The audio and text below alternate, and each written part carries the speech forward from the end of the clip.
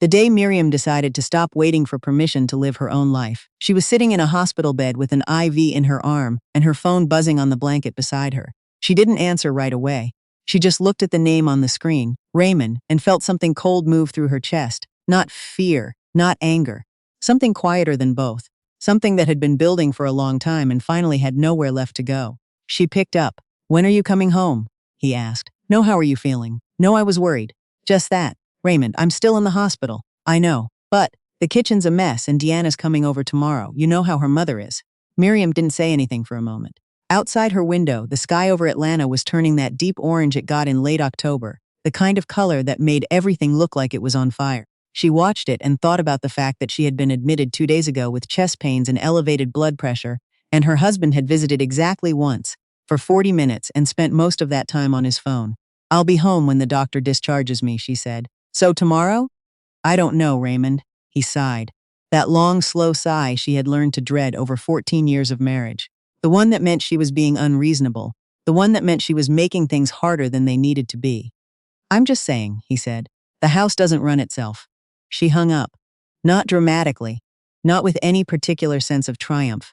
She just pressed the red button and set the phone face down on the blanket and stared at the ceiling until her eyes stopped stinging. That was when she decided. To understand what she decided, and why it took her until she was 37 years old and hooked up to a heart monitor to decide it, you have to understand where Miriam came from. She grew up in a small house in Decatur, Georgia, the oldest of 4 children. Her mother, Patricia, was a woman who had married young and devoted every particle of herself to that marriage, to those children, to that house on Willow Creek Drive with the broken screen door her father never got around to fixing. Patricia cooked from scratch every night. Patricia ironed her husband's shirts every morning. Patricia went to every school play, every parent-teacher conference, every church potluck, and she did all of it with a kind of cheerful efficiency that Miriam had spent most of her childhood admiring, and most of her adulthood quietly trying to replicate. What Miriam didn't understand when she was young, what nobody explained to her, was that her mother was also exhausted. Always. In a way that had nothing to do with sleep. She saw it sometimes in the evenings, after dinner was cleaned up and the younger kids were in bed. Patricia would sit at the kitchen table, with a cup of tea she'd reheated twice, and she'd just be still. Not reading. Not watching TV. Just sitting there with her hands wrapped around the cup and her eyes somewhere far away. When Miriam was little, she thought her mother was resting. When she was older, she understood that her mother was disappearing.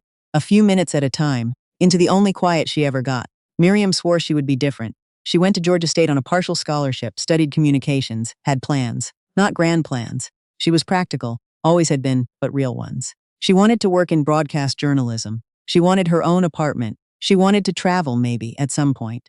She wanted a life that felt specifically hers. She met Raymond during her junior year at a party she almost didn't go to. He was charming in that particular way of men who know they are charming. Easy laugh, good posture, the kind of confidence that reads as security when you're 22 and still figuring out what security feels like. He was 4 years older, already working in finance, with a nice car and a way of making Miriam feel like the most interesting person in the room. They dated for 2 years.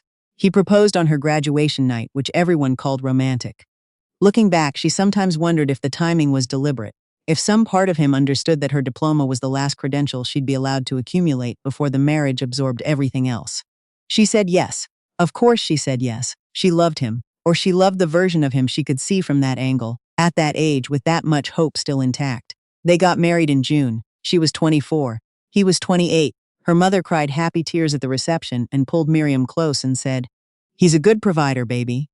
Miriam had smiled and nodded and told herself that was enough, that it was more than enough.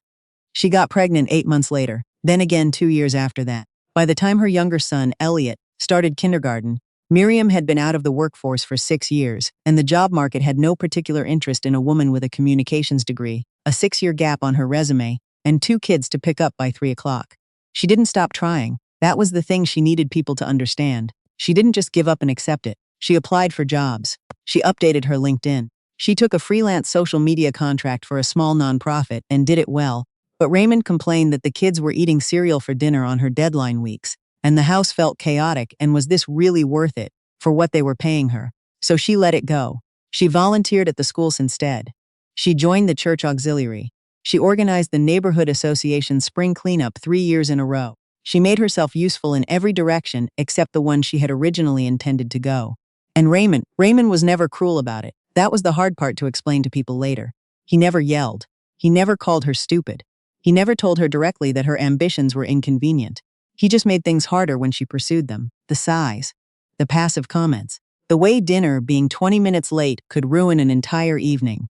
The way he'd look at her sometimes, when she got excited about something, with this faint, tolerant expression that made her feel like a child who'd said something embarrassing. He was very good at making her feel like a child. The chest pains started about a year before the hospitalization. She mentioned them to her doctor at her annual appointment, and her doctor ordered an EKG and some blood work, and told her stress was a significant factor, and asked if she was getting enough rest. Miriam said yes. She said she was fine. She went home and made dinner and didn't mention any of it to Raymond because she already knew how that conversation would go. By the following spring, the pains were more frequent. She was also having headaches that lasted for days, and a fatigue that sleep didn't touch. She went back to the doctor. Her blood pressure was high. Her doctor adjusted her medication, asked again about stress, and suggested she might want to think about making some changes. Miriam drove home from that appointment and sat in the driveway for 20 minutes before going inside, making some changes. Like it was that simple. Like she could just rearrange a few things and fix the pressure that had been accumulating inside her body for over a decade. The hospitalization happened on a Tuesday. She'd woken up at 5 in the morning with chest pain so sharp she'd had to grip the edge of the nightstand. Raymond was asleep beside her. She lay there for a while telling herself it would pass. It didn't pass. She got up, went downstairs, sat at the kitchen table, and waited another 40 minutes before she finally called 911, because she didn't want to wake him. The paramedics came. Raymond woke up to the sound and came downstairs in his robe, disoriented, and Miriam remembers looking at him from the stretcher and thinking, "Please come with me." He said he'd follow in the car. He showed up at the hospital 2 hours later, after he'd showered and had breakfast. She knew because his hair was dry and she could smell coffee on his breath when he leaned down to kiss her forehead. She was there for 3 days. Her younger son, Elliot, who was 12, texted her every morning to ask how she was feeling. Her older son, Darius, who was 15, called once and seemed mostly scared and didn't know what to say. Raymond visited that first day and then the third day when she was discharged. The middle day, the one where she was most frightened, where the tests were still inconclusive, and she lay there listening to the monitor and wondering in a very concrete way whether this was it, she spent alone. Her college roommate, Tasha, drove 45 minutes to sit with her that afternoon. Tasha brought a magazine Miriam didn't read and bad hospital coffee and just sat in the chair beside the bed and talked about nothing important. Her neighbor's ridiculous new landscaping, a reality show Miriam had never seen, and it was the most comfort Miriam had felt in longer than she could name. "Your husband know you're still having these tests?" Tasha asked at one point, carefully. "He knows," Miriam said. Tasha nodded and didn't say anything else. They had been friends for 15 years. Tasha didn't need to say anything else. That was the day Raymond called about the kitchen. After she hung up, she lay there for a long time. She thought about her mother at the kitchen table with her reheated tea. She thought about the sigh on the phone. She thought about being 24 and standing in a church in June thinking she was building a life, and realizing now that what she had actually been doing was dismantling one. Brick by quiet brick. She thought about the fact that she was 37 years old, and the person who had sat with her when she was scared was not her husband. It was her college roommate who drove 45 minutes on a Wednesday afternoon because that's what you did for someone you actually loved. She picked up her phone again. Not to call Raymond. She called her mother. Patricia answered on the second ring, the way she always did, and before Miriam could say anything, she started crying. Not the polite kind of crying. The ugly, broken kind, the kind she'd been holding in for 3 days and maybe for much longer than that. Her mother didn't say stop crying or calm down or you need to be strong. She just said, "Tell me." And Miriam did. All of it, not just the hospital, but the years before it, the sigh, the jobs she'd let go, the evenings she spent trying to make herself smaller so he'd have more, the feeling she'd been carrying around for years that she was slowly becoming invisible. Her mother was quiet for a long time when she finished. Then Patricia said something Miriam hadn't expected. She said, "I know what that feels like, baby." They stayed on the phone for almost an hour. And at the end of it, Patricia said, "What do you want to do?" Miriam had to think about that, really think about it. What did she want? Not what was reasonable, not what was fair to everyone else involved, not what her marriage counselor might recommend, or what the women in her church group would think. What did she want? She wanted out. Not out of her life, not out of the city or away from her boys. She wanted out of the arrangement she'd been living inside for 14 years, the one that had her scheduled and scheduled and scheduled, until there was nothing left that was just hers. She wanted to find out what was left of the person she'd been before she handed herself over so completely. She was discharged the next morning. Raymond picked her up. She had asked him to, specifically, because she wanted to have the conversation in the car. She figured it was harder for things to escalate in the car. People tended to behave better when they had to keep their eyes on the road. She waited until they were on 285, in the middle lane, the Atlanta skyline behind them. "I need to talk to you about something," she said. "Can it wait until we get home?" he asked.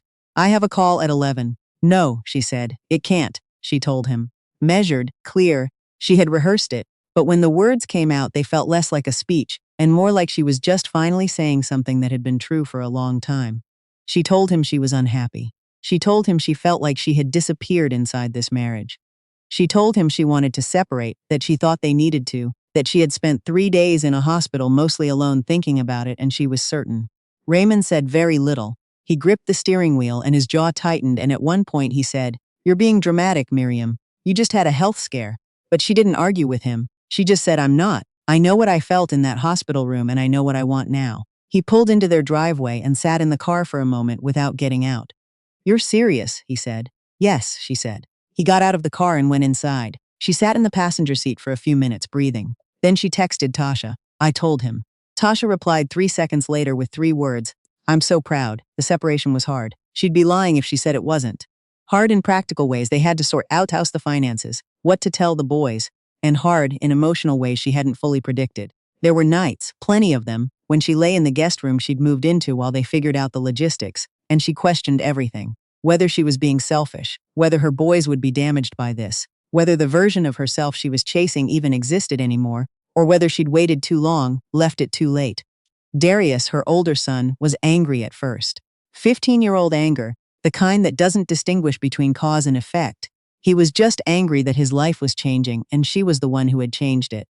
That was a hard season. He said things that stung. She absorbed them and didn't take the bait and kept showing up for him even when he made it difficult, because she understood that his anger was really fear and that fear needed somewhere to go. Elliot was different. Elliot, her quiet one, her thinker, came to sit beside her in the kitchen one evening, about a month into the separation, and said, without any preamble, "Mom, I could tell you were sad." For a long time. She didn't know what to say to that. She pulled him close and held him and thought about 12-year-olds who texted their mothers every morning in the hospital. About the things children notice that no one thinks they're noticing. She started over in steps small enough that they sometimes felt embarrassing. She found a part-time communications job at a nonprofit that worked with teen girls in underserved communities.